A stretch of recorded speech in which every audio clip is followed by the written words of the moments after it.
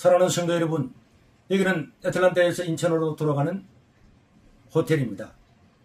나라가 여러가지 어렵고 또 국민들이 걱정을 많이 하지만은 그러나 이 나라를 통치하시는 분은 우리 하나님이십니다. 우리는 6.25 전쟁도 겪었지만 하나님께서 지켜주셨고 또 박정희 대통령의 시해와 IMF와 여러가지 문제들이 많이 있을 때마다 하나님의 도움으로 국민들이 한마음이 되어서 국난을 극복해 왔습니다. 그런데 문제는 언제나 정치인들이었습니다. 국민은 힘을 다해 살아왔고 기업인들도 힘을 다해 온 세상에 다니면서 물건을 팔고 비즈니스를 해왔지만 정치인들이 자기의 권력과 자기의 이익을 위해서 살아갈 때에 언제나 국가는 혼란스러웠고 국민들은 고통을 당했습니다. 여러분, 지금 우리나라에 있는 사법 시스템 하나만 보더라도 권력 있는 사람의 재판은 1년, 2년, 3년, 4년이 갑니다. 자기 권력을 다 공유하고 끝날 때까지 갑니다. 여러분, 일반 사람들한테 이게 가능한 일입니까? 저도 코로나 때부터 지금까지 20개의 고발을 당해서 곧 재판을 당하고 온천지 경찰과 검찰과 법원으로 대법원으로 다니지만은 어떻게 하든 중간에 조퇴를 하고 이런 일이 있을 수가 있습니까? 판사 여러분, 여러분들이 진정한 법관입니까? 행정부의 권한만큼 국회의원의 입법권만큼 여러분들에게 최종적인 권한을 국민들이 주었는데 돈을 받아먹고 자기의 미래를 위해서 권력 때문에 재판을 굽게 하는 것, 이거는 나라를 망하게 하는 일입니다. 아무리 정치인들이 잘못되고 때로는 기업원들이 잘못하더라도 사법부가 바로 서 있으면은 신속한 재판을 통해서 올바른 판단을 내린다면은 어떻게 이 나라가 이렇게 부패할 수가 있겠습니까? 전국에서 1등, 2등에서 그 자리에 올라간 것이 권력 때문입니까? 먹고 살기 때문입니까? 일본의 유명한 판사는 바른 재판을 하다가 굶어 죽은 일화도 있습니다.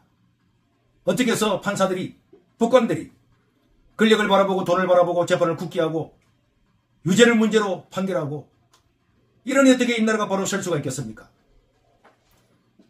우리는 대통령이든 야당 대표든 누구든지 간에 바른 법 안에서 평등하게 재판을 받고 자기를 변호하고 이런 시스템이 있어야 될 것입니다. 여러분, 부정선거 하나만 보십시오. 부정선거가 있었는지 없었는지는 모릅니다. 그럼 왜 모른다고 합니까? 그만큼 문제가 많았잖아요. 지금의 여당도 옛날에는 부정선거 문제를 꺼내가지고 난리를 친 때가 있었습니다. 지금 많은 국민들도 그런 의혹을 가지고 있습니다. 그러면은 이런 혼란을 선거 때마다 한다는 게 이해가 됩니까? 조금만 우리가 마음을 가지면은 이런 것들을 해소할 수가 있고 왜 선거만 끝나면 부정선거 이야기가 나옵니까? 이런 것들을 시스템으로 고쳐야 되는 것이 정치인들이 해야 될 일 아닙니까? 이런 것들을 고치지 아니하고 날마다 국민들에게 의혹을 사고 국론을 분열시키고 정치인들이 이런 걸 하라고 돈을 주면서 대표로 세웠는데 이런 일을 하나 하고 있지 않습니다. 우리 구약 성경에는 재판을 공의롭게 해야 될 것에 대해서 수십 군데 이야기를 하고 있습니다. 이것이 잘못되면 나라가 바로 설 수가 없기 때문에 그러고 억울한 사람이 생기기 때문에 그러고 악인이 득세하기 때문에 그런 것입니다. 반드시 이런 시스템을 만들어야 될 것이고 그리고 대통령을 탄핵한다고 온 나라가 난리인데 저는 그런 생각을 가집니다. 여당이든 야당이든 대통령이 일 하나 할 수 없도록 만들어 놓고 탄핵을 한다고 당신들부터 다 물러가야 될 겁니다. 여당도 마찬가지고 야당도 마찬가지고 석은 정치인들은 싹 다 물러가고 새로운 신진 세력들이 나와서 정말 나라와 민족과 국민을 위해서 일할 사람들이 나와야 될 것입니다. 저는 하나님께 그렇게 기도하고 있습니다.